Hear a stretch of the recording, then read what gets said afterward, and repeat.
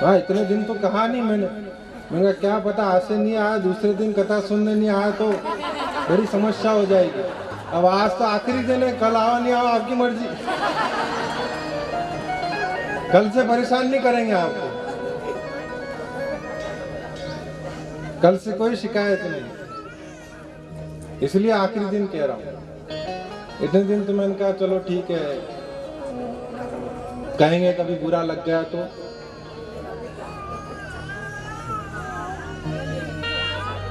भगवान श्याम सुंदर द्वारिकाधीश का विवाह का परम पावन प्रसंग आपने कल के कथानक में श्रवण किया। लक्ष्मी स्वरूप रुक्मिणी जी का विवाह द्वारिकाधीश नारायण स्वरूपी श्री कृष्ण से हुआ। जन्म जन्मांतर से जो एक दूसरे को अभिन्न रूप से प्राप्त हैं, वही लीला करने के लिए प्रकट होते हैं। अलग प्रांत, अलग देश, अलग परिवेश में पालित पोषित होते हैं, संवर्धित होते हैं, लेकिन लक्ष्मी तो जन्म जन्मांतर से नारायण की ही रही है। और नारायण ने जन्म जन्मांतरों से जब भी अवतार लिया है, लक्ष्मी को ही अपने पत्नी रूप में वर्ण किया है, चाहे जितने भी अवतार हुए हो।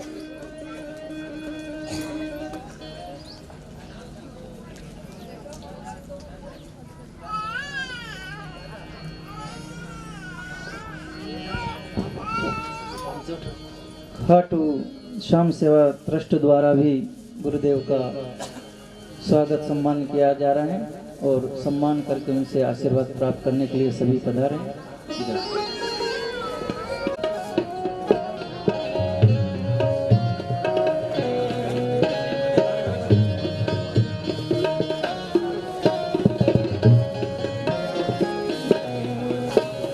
खाटू श्याम सेवा ट्रस्ट के द्वारा गुरुदेव का सम्मान किया जा रहा। इसके बाद में जय माता दी गरबा मंडल के भी सभी सभा में पहुंचे और वो भी स्वागत सम्मान करें।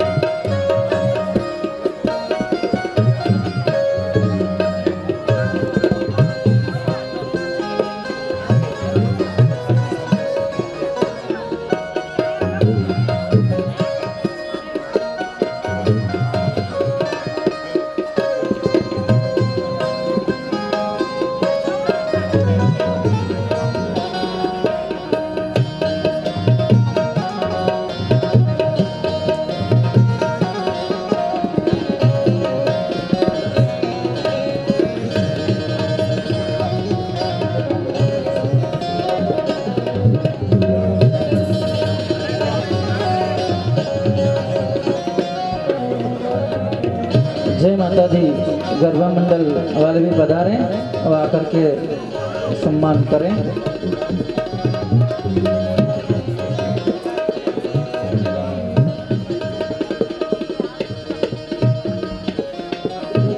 कृपया स्टेज पे एक के बाद एक जाएं क्रमशः, क्योंकि पाइप थोड़े कमजोर हैं।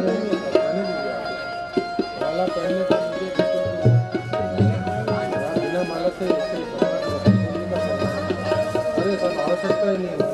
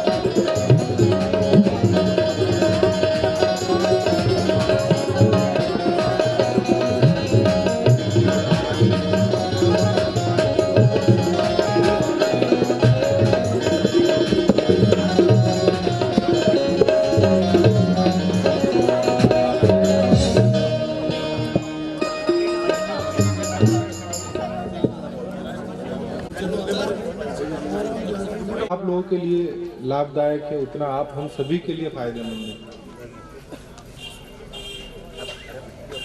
भगवान द्वारिकाधीश का प्रथम विवाह लक्ष्मी स्वरूपा रुक्मिणी जी के साथ आनंद संपन्न हुआ। प्रथम संतति प्रद्युम्न के रूप में प्राप्त हुई। भागवत में भगवान के 16,108 विवाह हुए हैं, जिसमें प्रमुख 8 पटरानियां हुई है। प्रथम पटरानी के रूप में देवी रुक्मिणी और दूसरा विवाह भगवान श्याम सुंदर का द्वारिकाधीश का हुआ, वह सत्यभामा के साथ।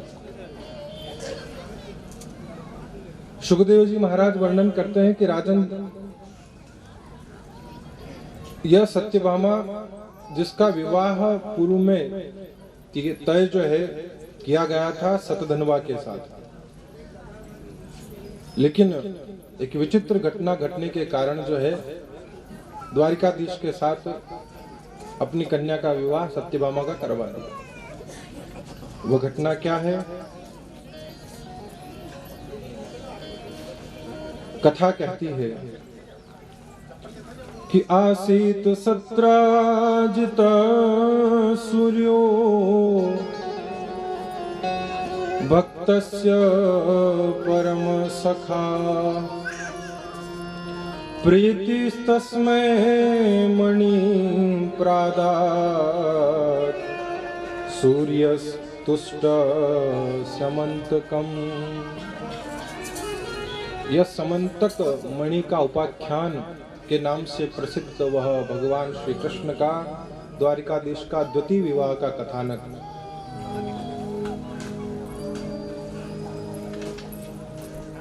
लक्ष्मी यूं तो सदा सर्वदा से नारायण की रही है, लेकिन होता क्या है कि संसार का प्रत्येक मनुष्य उस चलायमान वस्तु के प्रति आकर्षित होता है और अपने जीवन में उस वस्तु का स्थायित्व चाहता है जो जाने वाली है, जिसका होना या जिसका बना रहना हमारे जीवन में सदा सर्वदा संभव नहीं है। उस वस्तु के लिए जीवात्मा लालायित रहता है, उसके लिए हमारे मन का आकर्षण विशेष होता है। महापुरुषों ने कहा है कि चला लक्ष्मी चला प्राण चले जीवित मंदिरे, चला चले ये संसारे, धर्म एको ही निश्चल।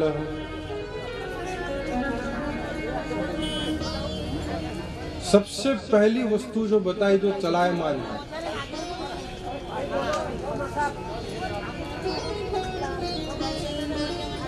कथा से जरूरी है साहब। ये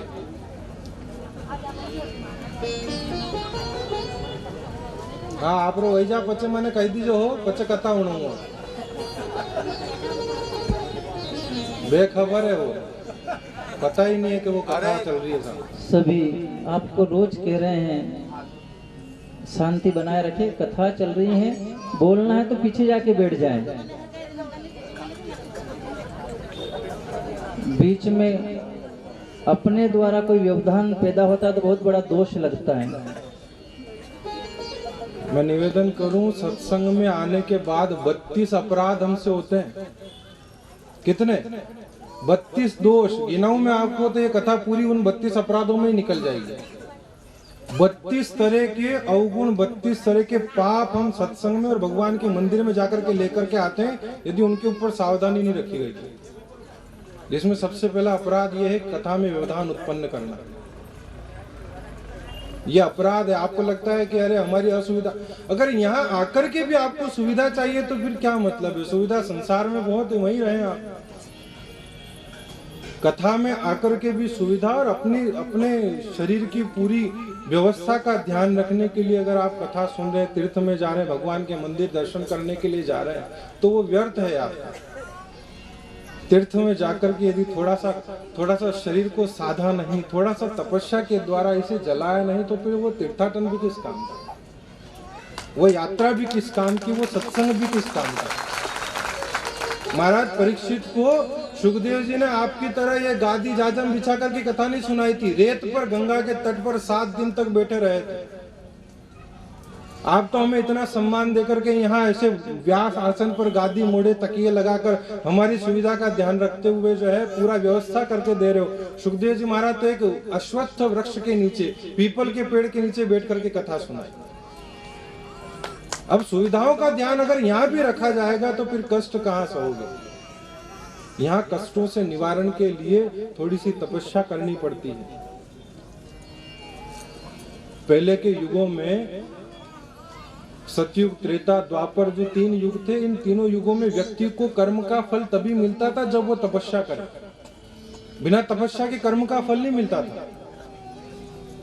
अब कलयुग में आप हमसे तो तपस्या होती नहीं है। महाराज कथा भी हमारे कुर्सी सोफा लगा करके करो तो हम कथा सुने, उसमें भी हमें सुविधा चाहिए, उसमें भी हमें अपने शरीर का पूर्ण आराम चाहिए। कोई दिक्कत नहीं, आप रखें आराम भी। यदि कथा सुनते समय यदि आपको सहजता का अनुभव करवाने के लिए, आपको थोड़ा सा आराम का अनुभव करवाने के लिए यजमान सुविधा भी दे तो कोई उसमें दोहराए नहीं, कोई दोष नहीं। लेकिन कम से कम अगर इतना व्यवस्था आपको दी जा रही है तो बैठ करके कम से कम तल्लीनता से, तद्गत मन से सुनने का तो प्रयास करें। इतनी सी तो व्यवस्था बाकी सब वो दे रहा है, इतनी व्यवस्था अपने शरीर की आप स्वयं सुधार लें।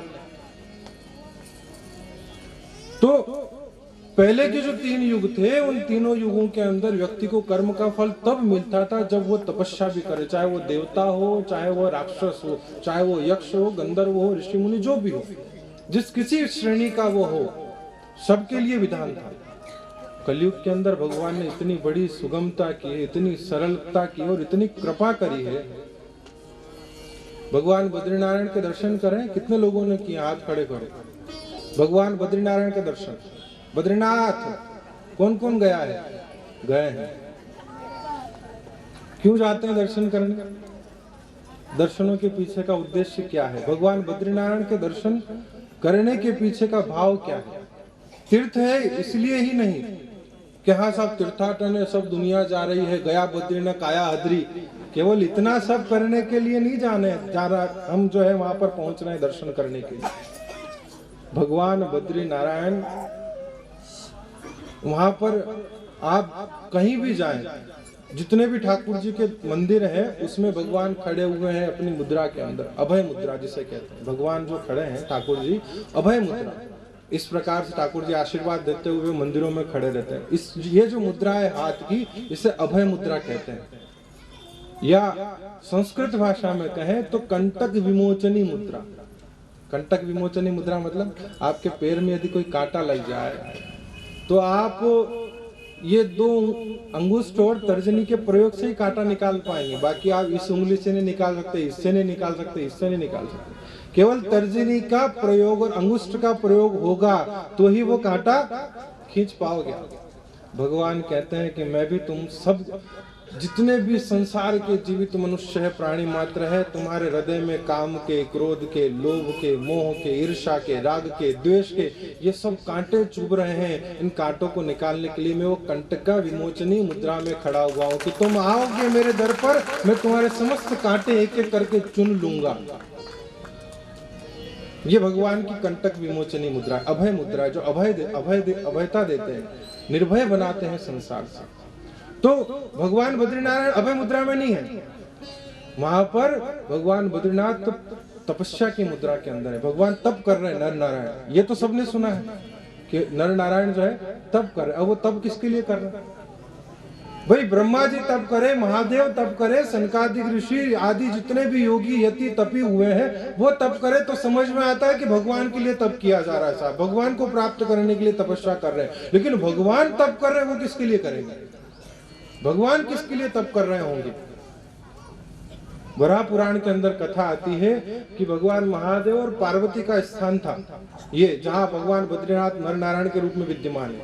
ये भगवान बद्रीनाथ का स्थान नहीं है, यहाँ भगवान महादेव और पार्वती निवास किया करते थे, क्योंकि सारी व्यवस्था है, तप्त कुंड इत्यादि उनके योग्य सुयोग्य। अब एक दिन माँ भवानी और भगवान शिव जो है स्नान करने के लिए तप्त कुंड के लिए प्रस्थान करा, तो रास्ते में एक छोटा सा बालक बर्फ के ऊपर लेटा हुआ दिखाई दिया। माँ भवानी को बड़ी दया लगी, देखा कि ऐसे जंगल में, ऐसे बियाबान बिहड़ वन के अंदर ये बालक बर्फ के ऊपर लेटा हुआ है। उसे जाकर के उठाने की चेष्टा करी, तो भगवान महादेव ने कहा, देवी देखो, सावधान हो ना हो, ये बालक कोई मायावी है, इसे उठाने की चेष्टा मत करना। माँ भवानी बोली, जगत जननी है आखिरकार, आप तो निष्ठुर हो, पत्थर हृदय, आपके मन में करुणा कहाँ, आपके मन में दया नहीं। बच्चा बर्फ पर जो है शीत के कारण, ठंड के कारण ठिठुर रहा है, मैं उठाऊं ना। माँ भवानी ने जाकर के झट अपनी गोद में लिया और लेकर के जो है जिस गुफा के अंदर जहाँ भगवान बद्रीनाथ विराज रहा है, वहां ले जाकर के बच्चे को लेटाया और अंदर लेटा करके भगवान शिव और माँ पार्वती जो है स्नान करने के लिए चले गए। अब स्नान इत्यादि से निवृत्त होने के बाद आए तो कपाट बंद। अब खुलने के लिए प्रयास किया गया तो कपाट खुले नहीं, दरवाजा खुले नहीं। भगवान महादेव ने थोड़ा परिश्रम से, अपने बल से कपाट जैसे ही खोले तो अंदर नारायण जो है ध्यान मुद्रा के अंदर चतुर्भुज रूप धारण किए हुए भगवान विद्यमान। पहले भी भगवान कई बार महादेव से कहते थे कि मुझे तप करना है, मुझे तप करना है। तो महादेव आकर के जब देखा कि नारायण तपस्या की मुद्रा में लीन है, तो कहा, प्रभु आप तप क्यों करना चाहते हैं, आपको क्या आवश्यकता है, ऐसा कौन सा वस्तु, ऐसी कौन सी साधन की आवश्यकता है, ऐसा कौन सा अप्राप्त है जो आपको प्राप्त नहीं। भगवान ने कहा, ये तप मैं अपने लिए नहीं, ये तप मैं कलयुग के मनुष्यों के लिए कर रहा हूं, क्योंकि उनके अंदर सामर्थ्य नहीं होगा, यह इतनी शक्ति नहीं होगी कि वो कर्म का फल पाने के लिए तपस्या वो स्वयं करे। इसलिए आप हम कर्म का फल प्राप्त कर रहे हैं, तो वो भगवान बद्री नारायण की तपस्या का फल है। भगवान तप कर रहे हैं हमारे बदले, कर्म का फल हमें मिल रहा है और तप भगवान कर रहे हैं। कितने उदार, कितने दयालु हैं परमात्मा। तो ऐसे उदार मना की, ऐसे करुणा वर्णालय की कृपा अनवरत यहाँ भागवत के रूप में आपके ऊपर 6 दिनों से जो है, जिसका प्रवर्तन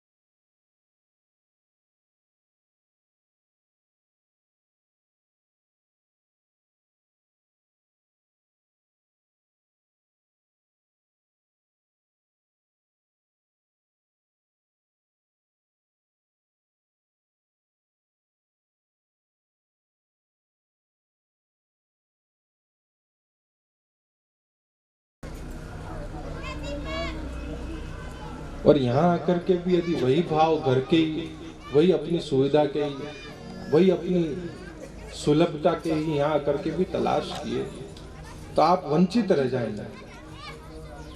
यहाँ बैठे तो ठाकुर जी के समक्ष ठाकुर जी के होकर के बैठे।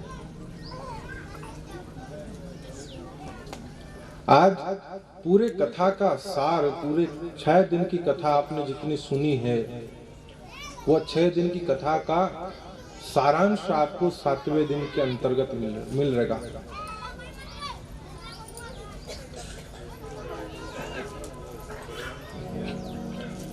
व्यक्ति, किसान जो है, अपनी फसल के पकने से पहले आखिरी बार जो पानी देता है उसे क्या कहते हैं, हीरावण।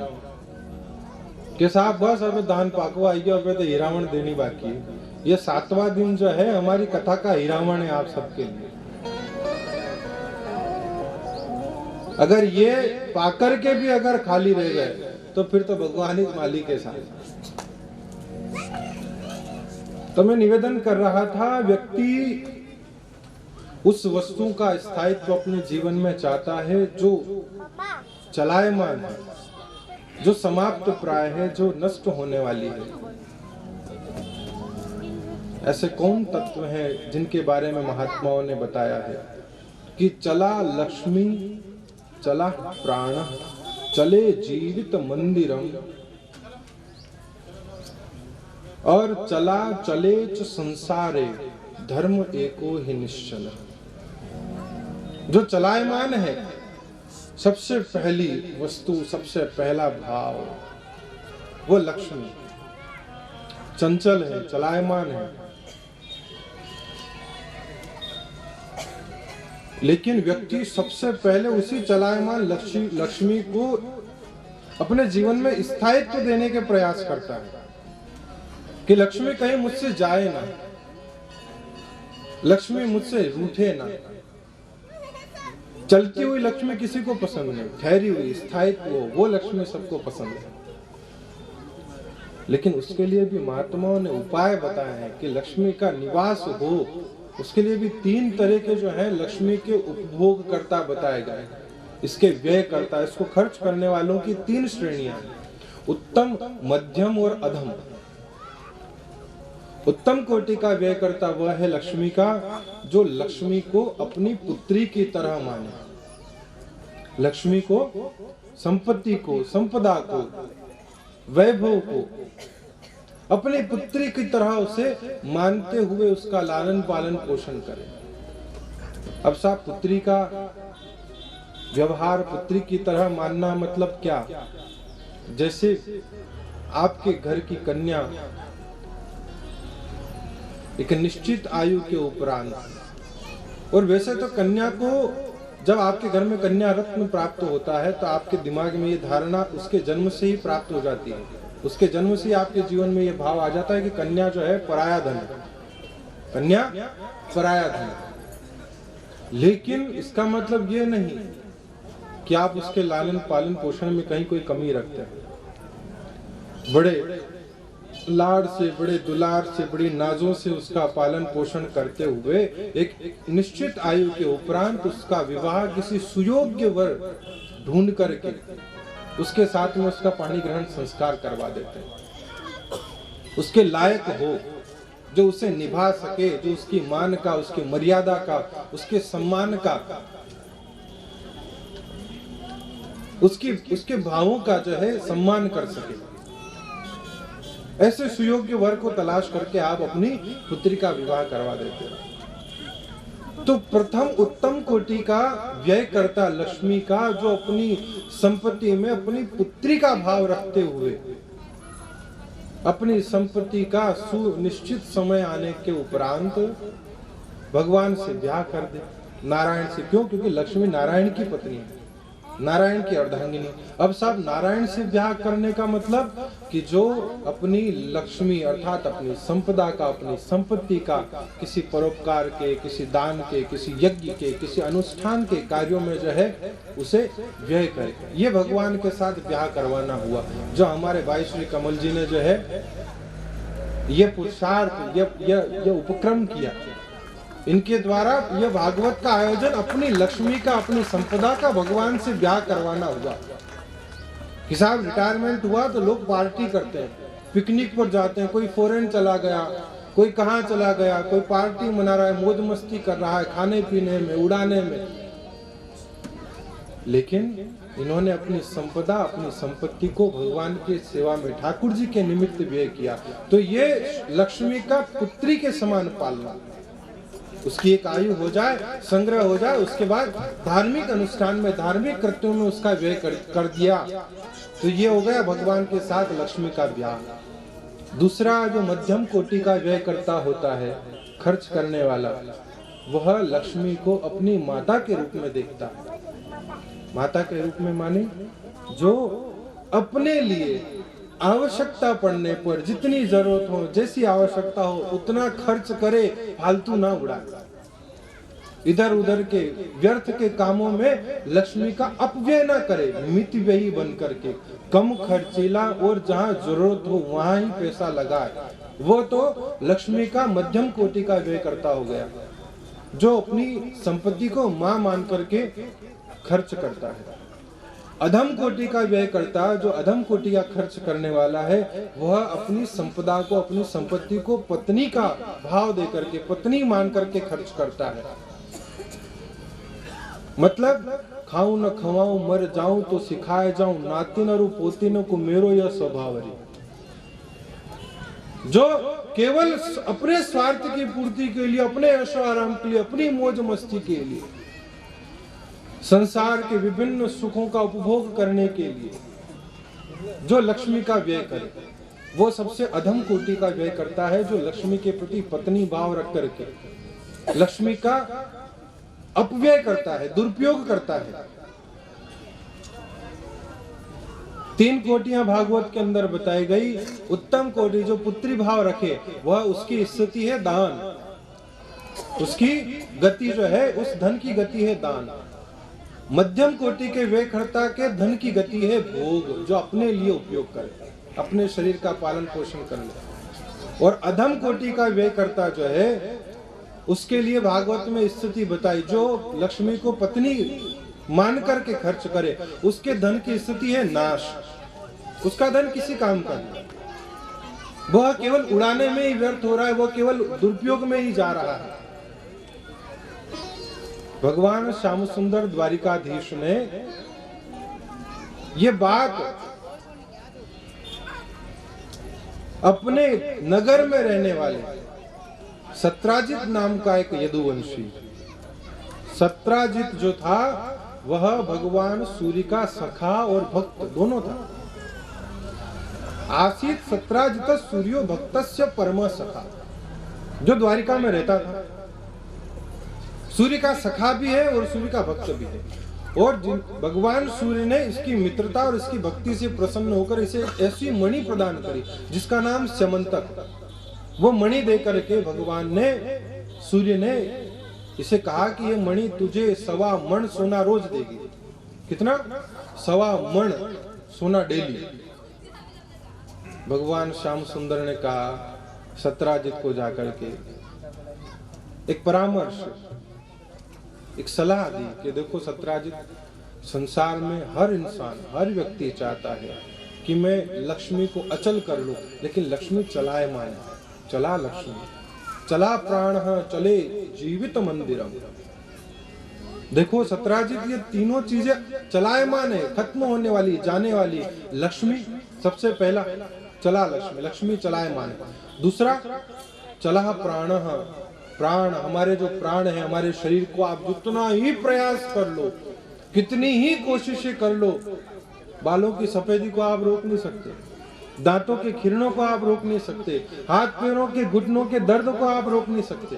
कितनी ऑपरेशन करवा लो, कितने घुटने बदलवा लो, बुढ़ापा तो आएगा ही, शरीर जर्जर होगा ही, कितनी ही प्लास्टिक सर्जरियां करवा लो, लेकिन मृत्यु को आप टाल नहीं सकते। मृत्यु अवश्यंभावी है, अचल है, शाश्वत सत्य है संसार का, जिसे कोई बदल नहीं सकता, जिसे कोई झुटला नहीं सकता। गरुड़ पुराण के अंदर एक प्रसंग आता है कि एक दिन यमराज जो है भ्रमण करते हुए पृथ्वी लोक से मृत्यु लोक से गुजर रहे थे। उसी समय तभी उनकी नजर एक वृक्ष के ऊपर बैठे हुए तोते पर पड़ी। तोते को देख करके यमराज थोड़ा मुस्कुरा गए। अब साहब, यमराज मृत्यु जिसको देख करके मुस्कुराया तो आदमी घिग्गी बंधे कि नहीं बंधे? तो यमराज, आदमी दो ही से डरता है। आदमी जमाने में 2 व्यक्ति से डरता है, तो जम से और एक जमई से। एक तो जम से और दूसरे जमई से। ये दोनों जब भी आते हैं खाली हाथ कभी नहीं जाते। इनको आप टाल नहीं सकते, इनको आप बुला नहीं कर सकते।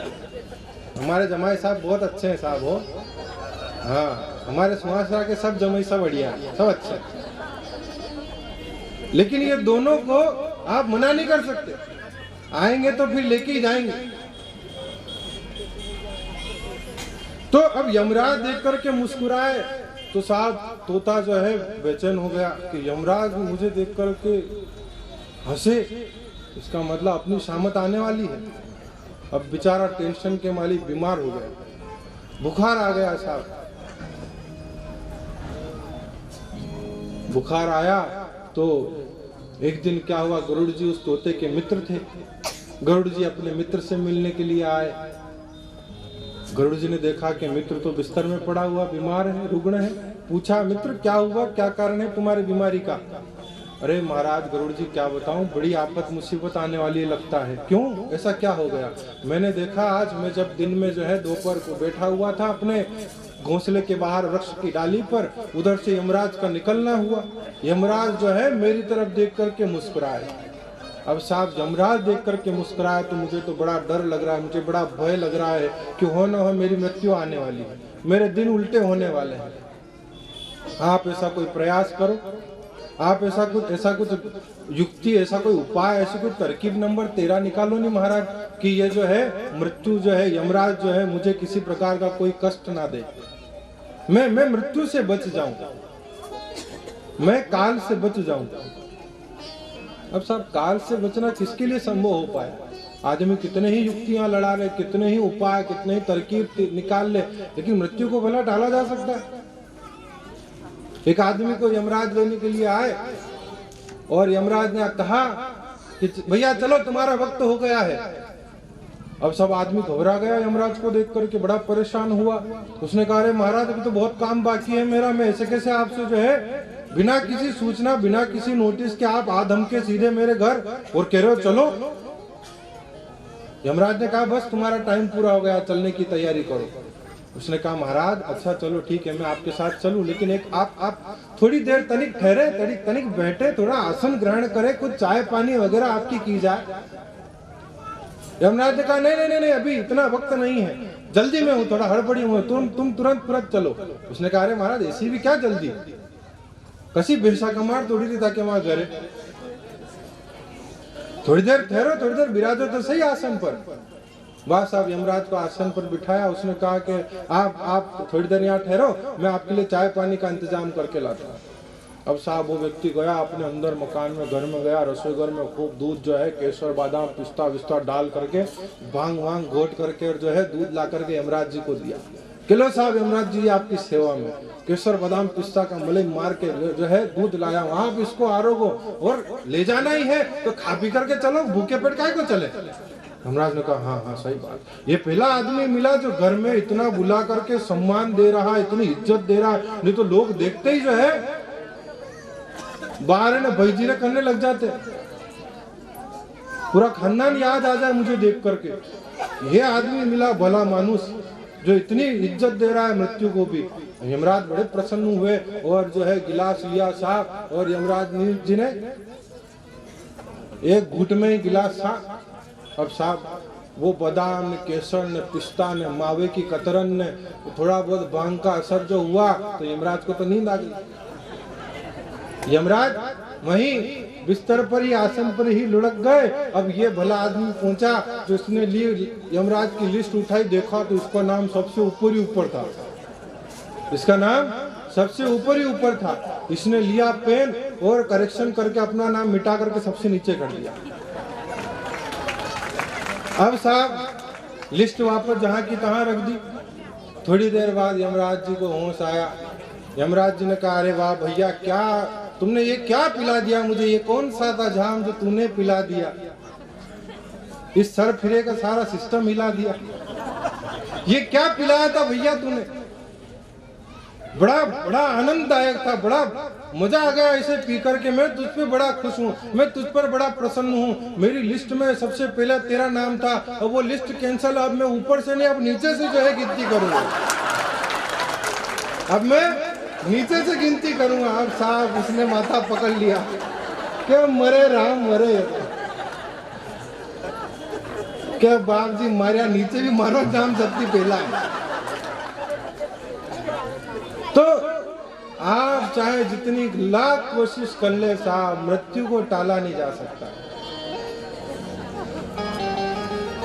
इसलिए कहा कि मौत का संदेशा एक दिन आएगा, भज ले गोपाल प्यारे दिन जाएगा। वो मौत का संदेशा एक दिन आएगा, भज ले गोपाल बंदे दिन जाएगा। मौत का संदेशा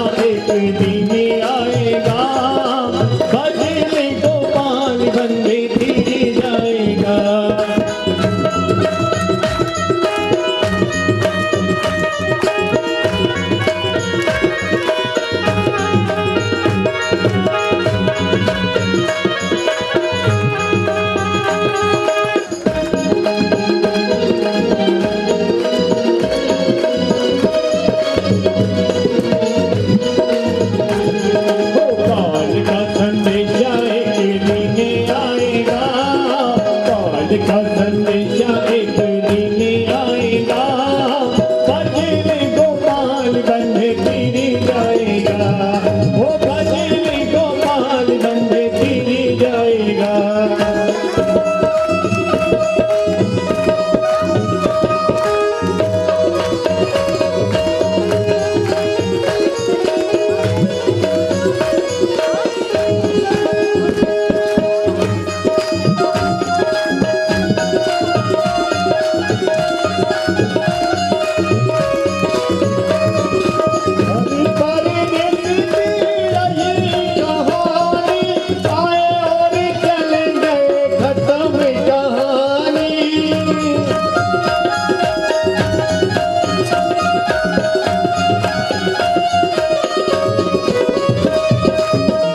प्यारे देख तेरा जीवन गया, एक प्यारे देख तेरा जीवन गया,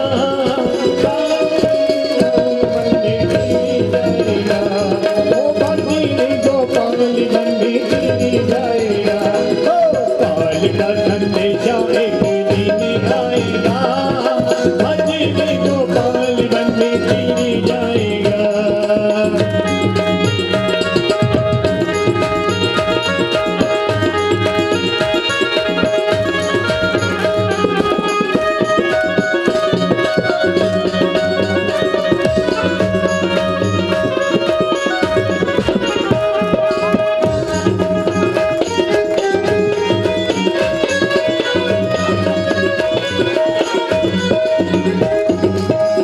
का संदेशा एक दिन आएगा, भजन गोपाल बंधे फिर जाएगा, वो भजन गोपाल बंधे फिर जाएगा।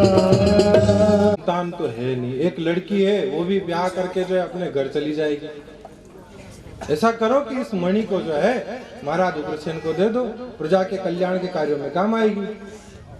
सत्राजित के बाद जमी नहीं, उसने कह दिया महाराज तपस्या मैंने करी, सूर्य मेरा मित्र है, संपदा मेरी है, मैं क्यों दूं?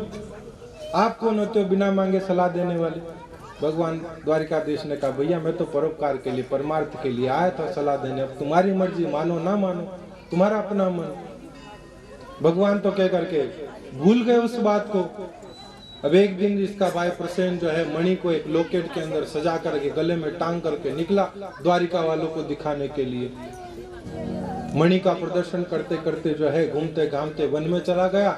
जंगल में किसी शेर ने देखा कि कोई चमकती हुई वस्तु है, तो वह मणि को पाने के लिए शेर ने प्रसेन को मार डाला घोड़े सहित। और शेर जो है मणि लेकर के आगे चला गया। अब जंगल में रहने वाले रीछ ने शेर को मार डाला और मणि लेकर के वो आगे चला गया। इधर द्वारिका में चर्चा चल गई कि प्रसेन जो है सत्राजित ने अपने भाई के लापता होने के अंदेशे में झूठी अफवाह द्वारिका वासियों के बीच में उड़ा दी कि मैंने कृष्ण को मणि देने से मना कर दिया, तो कृष्ण ने मेरे भाई को अगवा करके उसे बंदी बना करके मणि हत्या ली है। अब तो चारों ओर द्वारिकाधीश के ऊपर झूठी अफवाहों के बलबूते पर आरोप प्रत्यारोप लगाए जाने लगे। भगवान तक बात पहुंची तो भगवान ने कहा मणि का तो अता पता ही नहीं, लोग झूठे ही मुझे जो है दोष लगा रहे हैं। मैंने तो मणि देखी भी नहीं कि मणि कहाँ है, किसके पास है। सत्राजित के पास थी, जरूर मैंने सलाह दी थी, लेकिन इसका अर्थ ये तो नहीं, मैं इतना तो लालची, इतना लोभी तो नहीं कि मैं किसी की हत्या करके उसके जो है उससे मणि छीन लूं। तलाश करी, अपने साथ अपने मित्रों को लेकर के गए तो जंगल में जाकर के पता चला प्रसेन जो घोड़े सहित मरा हुआ है। पैरों का पीछा किया शेर के तो आगे शेर भी मरा हुआ मिला। देखे तो भालू के पदचिन्ह एक गुफा की ओर जाते हुए दिखाई दिए। भगवान द्वारिकाधीश ने कहा कि देखो 27 दिन तक इंतजार करो, अगर मैं नहीं आऊं तो समझ लेना कृष्ण का प्राणांत हो गया।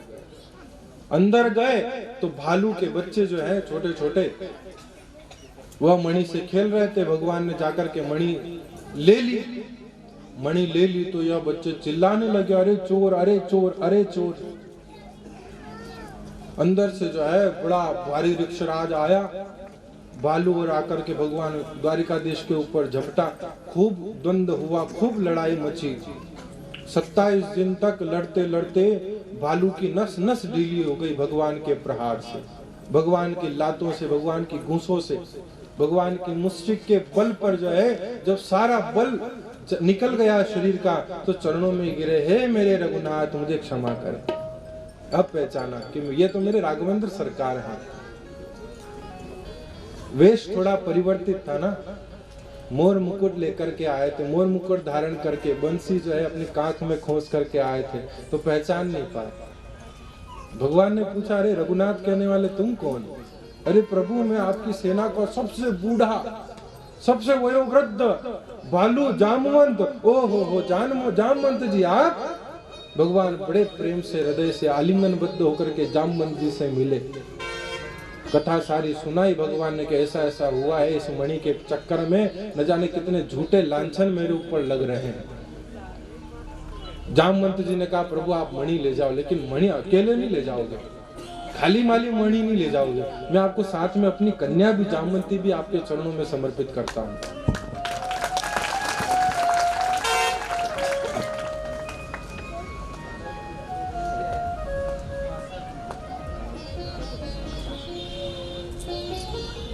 तो वह मणि के साथ साथ भगवान श्याम सुंदर का द्वितीय विवाह जामवंती के साथ हुआ।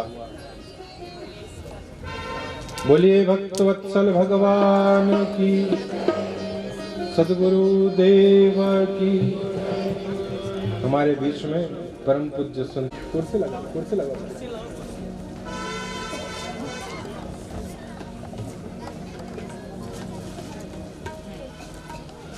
जामवंती के साथ भगवान का द्वितीय विवाह।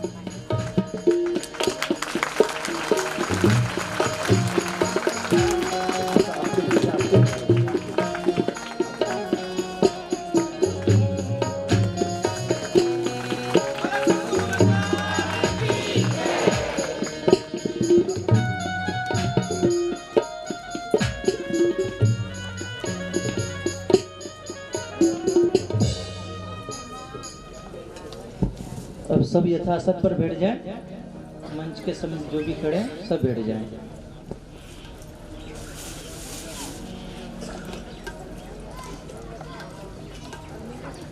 संत मिलन सम सुख जग नाही। ऐसे महात्माओं का आगमन आप हम सभी के बीच में इस भागवत पांडाल, इस भागवत कथा के माध्यम से हुआ है। आभारी हैं हम आपके कि आपने कृपा करके यहाँ पधारने का अनुग्रह किया।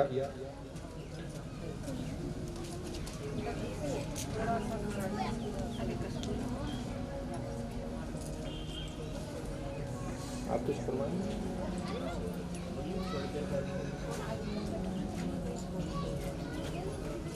भगवान श्याम सुंदर द्वारिकाधीश अपने साथ मणि लेकर के वापस लौटे। सत्राजित को ले जाकर के दे दी कि लो भैया तुम्हारी मणि तुम संभालो।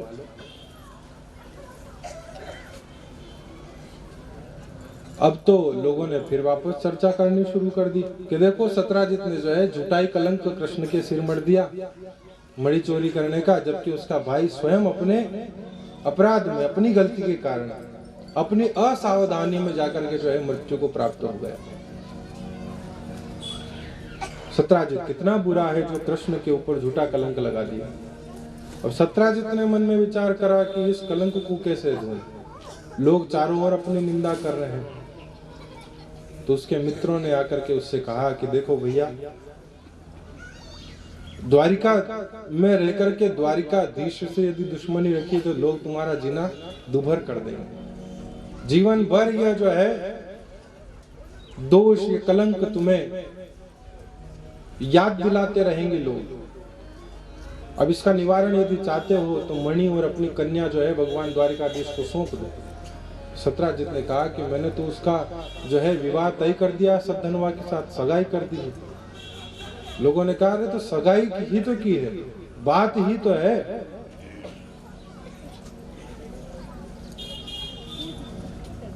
इसने भी हाँ में हाँ मिलाई और अपना जो है कन्या का हाथ द्वारिकाधीश के हाथ में सौंप दिया और साथ में मणि भी देने लगा। श्याम सुंदर ने कहा कि देखो तुम्हारी कन्या तो मैं स्वीकार कर लूंगा, लेकिन ये दहेज में मणि मुझे मंजूर नहीं है। इस मणि के वजह से वैसे ही न जाने कितने अपवाद जो है पूरे द्वारिका के अंदर अफवाहों के जरिए मुझ तक पहुंचे हैं, कितने ही बखेड़े इसने खड़े किए हैं।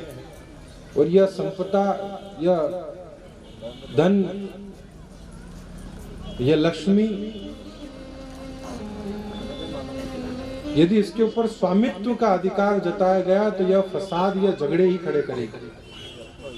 तुमने अपना स्वामित्व जताया, अपना अधिकार जताया, मैं महाराज उग्रसेन को देना चाहता था, ये स्वामित्व के झगड़ों ने ही इतना बड़ा फसाद खड़ा कर दिया, इसलिए मैं इस झगड़े की जड़ से दूर रहना चाहता हूं। सत्यभामा के साथ विवाह किया और भगवान को जो है महाभारत के युद्ध से संबंधित कुछ चर्चाएं करने के लिए जाना था हस्तिनापुर। भगवान वहां पधार गए अर्जुन को साथ लेकर, और इधर सुधर्मा सभा में विद्यमान होकर भगवान विराज रहे थे। तभी सत्यभामा दौड़ी दौड़ी रोती रोती रुदन करती हुई आई। भगवान श्याम सुंदर से कहने लगी कि द्वारिकाधीश, मेरे पिता आपके ससुर का वध किसी ने कर दिया। खूब परेशान हुई, खूब रुदन किया।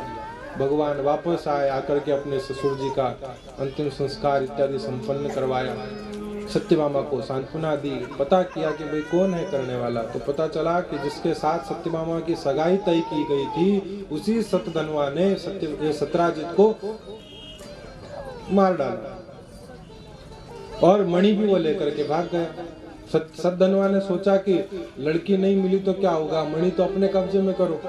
तो मणि के लोभ में आकर के उसने सत्राजित का वध कर दिया और मणि चोरी करके भाग गया। जब पता चला कि द्वारिकाधीश उसके पीछे हैं तो यह सतधनवा अक्रूर का मित्र था। ये वही अक्रूर जो भगवान श्याम सुंदर द्वारिकाधीश को लेने के लिए मथुरा से वृंदावन गए थे रथ लेकर। भगवान के परम अनन्य भक्त भी हैं और सतधनवा के मित्र हैं। इसने कहा देखो द्वारिकाधीश तुम्हारे परम अनन्य स्नेही हैं, तुम्हारे ऊपर बड़ा प्रेम करते हैं, तुम मेरे प्राणों की रक्षा करो, कैसे भी करके मेरी जान बचा लो। अक्रूर ने कहा देखो द्वारिकाधीश से प्राणों की रक्षा तो मैं नहीं कर पाऊंगा, लेकिन हाँ एक बात जरूर है, तुम